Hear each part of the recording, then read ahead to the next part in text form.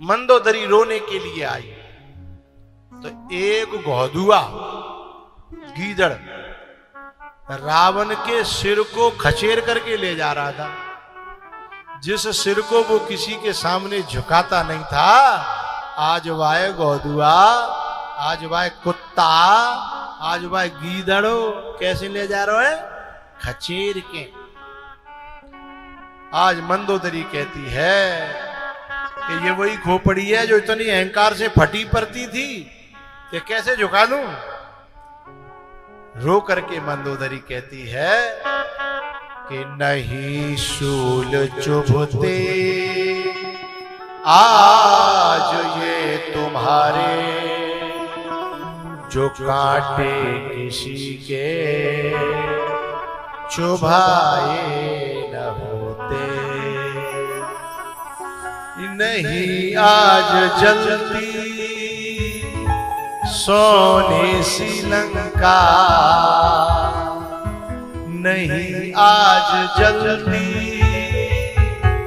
सोने सी लंका, झोंपड़े किसी के जलाए न होते। नहीं आज जलती ये कंचन सी काया, झोंपड़े किसी के जलाए न होते। तुम्हारे भी कुल का दीपक न बुझता, दीपक किसी के बुझाए न होते। वजह आज हंसने के सभी जीव रोते, जो रो कर के पहले सताए न होते।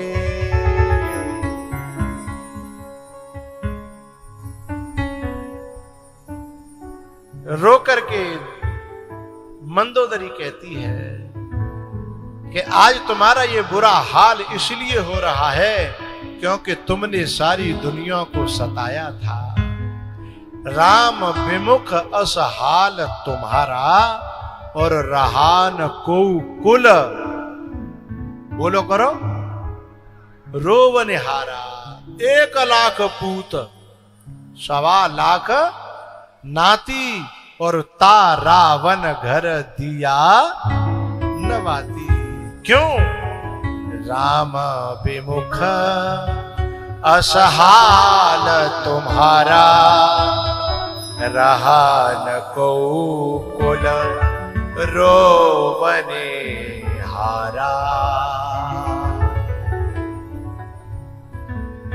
मंदोदरी जैसे ही राम जी के पास में गई, थोड़ा सा राम जी शाम को बैठे हैं सभी के साथ में, अचानक से एक नारी की परछाई जब पड़ी, छाया पड़ी, तो राम जी एकदम खड़े होकर के पीछे हट गए। बोले कौन कौन? किसी ने बताया ये रावण की घर से मंदोदरी है। राम जी ने हाथ जोड़ करके प्रणाम किया। मां, मैं इनको मारना नहीं चाहता था।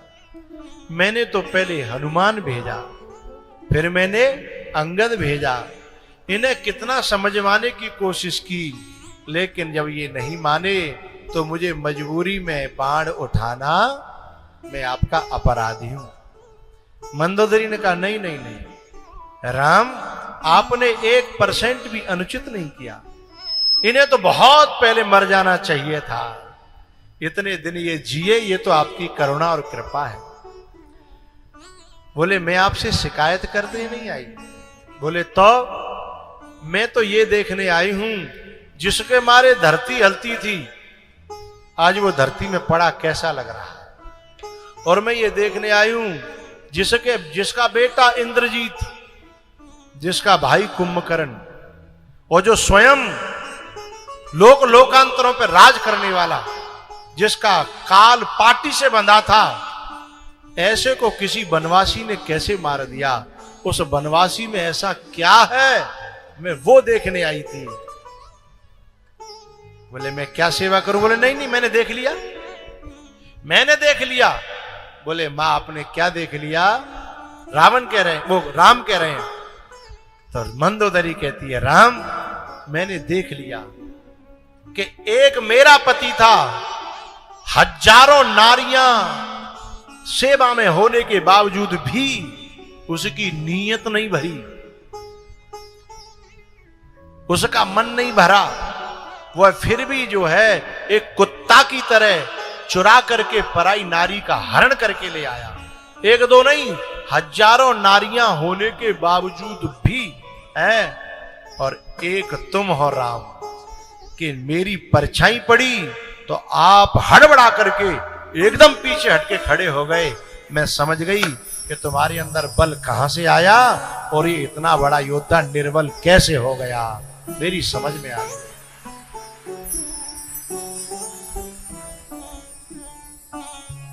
मंदोदरी ने बड़ी प्यारी बात कही, राम जिसका जमीर मर जाता है वो आदमी तो उसी दिन मर जाता है। मेरे पति का जमीर मर गया था जिस दिन जिस माता जानकी का हरण करने गया था। उस दिन जिसके मारे धरती कांप रही थी वो खुद कांप रहा था उस दिन। जाके डर सुर असुर डिराही, निशिन नींद दिन अन्न न खाई। सो दस शीस स्वान की नाई। शेरों का भी शेर, शेरों का भी शेर, बबर शेरों का भी बबर शेर जब कुत्ता बन गया पंचवटी पर, मैं उसी दिन समझ गई कि अब ये जीने वाला। और कुत्तों में भी अच्छी क्वालिटी का नहीं, कैसा कुत्ता? बढ़िया है, अच्छी क्वालिटी का कुत्ता। रोटी डाल दो वहीं बैठ करके सूंघेगा फिर खाएगा, है? और बढ़िया होगा तो जो रोटी लेके भागे होगो वहां बैठे खा लेगा, है? सवाल ही नहीं है साहब। अच्छा फिर कहूं दबक के खाए के आ जाए तो भी वो निश्चिंत होकर के नहीं सोएगा। नहीं कहूं काऊ ने लात फटफटाई दी ना भाई, समझे ऐसी लगेगी कि मौत आ गई, क्योंकि चोरी करके खाने वाला कभी निर्भय नहीं हो सकता, उसका जमीर मर जाता है।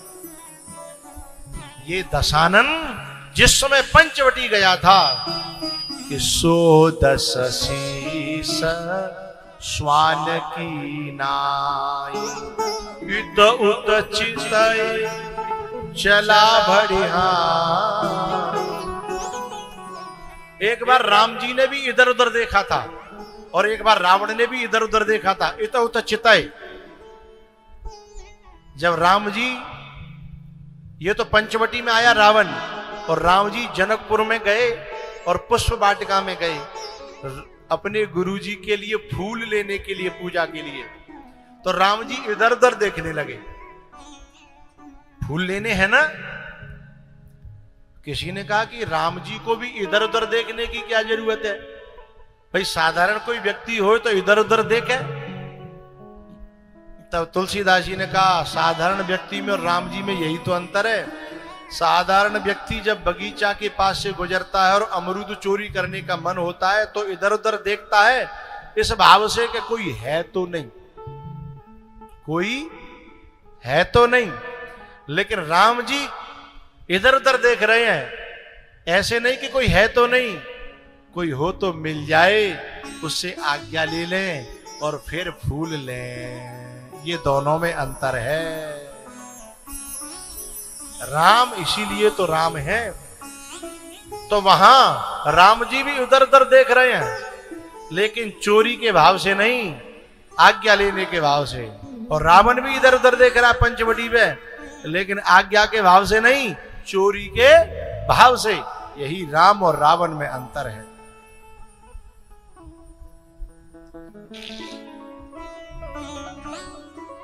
जब राम और रावण का युद्ध हो रहा था ना, तब रावण ने एक बात कही, बोले वनवासी तुझे घर से निकाल दिया गया है अपशगुन समझ करके, बड़ा होते हुए भी तुझे राज नहीं दिया गया, तो जंगलों में तू अपना जीवन काट रहा है, तेरी घरवारी मेरे पास है और तू मुझसे लड़ने आ गया किस बेस पे? अरे तेरे घर के तो सैनऊ लेके ते संग ना ठाड़े, मेरो तो पूरो खानदान संग है। कहां तू और कहां, बोलो करो, कहां तू और कहां? तेरे 2 छोटे छोटे हाथ और मेरे 20। तू धरती में रेंग रहा है, मेरे पास दिव्य रथ है। तेरे पास 1 आंख है, मेरे पास 20 है। तेरे पास 1 खोपड़ी है, मेरे पास 10 है। और मैं कहां इतना बड़ा आदमी, तू मुझसे लड़ने के लिए? अरे सोची तो होती तूने। राम जी ने बड़ा प्यारा उत्तर दिया, बोले हे महाराज, क्योंकि राम जी जो है किसी से तू तड़ाक नहीं बोलते, चाहे दुश्मन ही क्यों ना हो।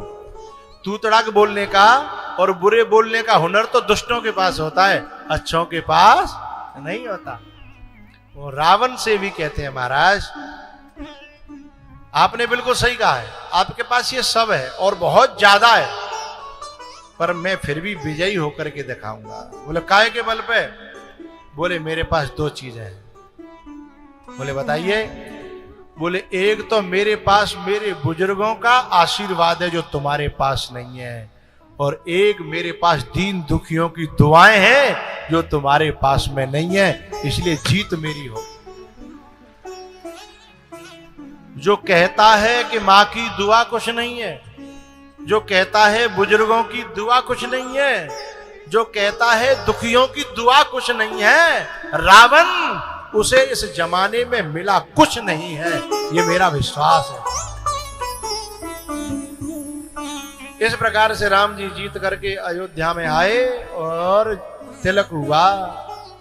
दैहिक दैविक भौतिक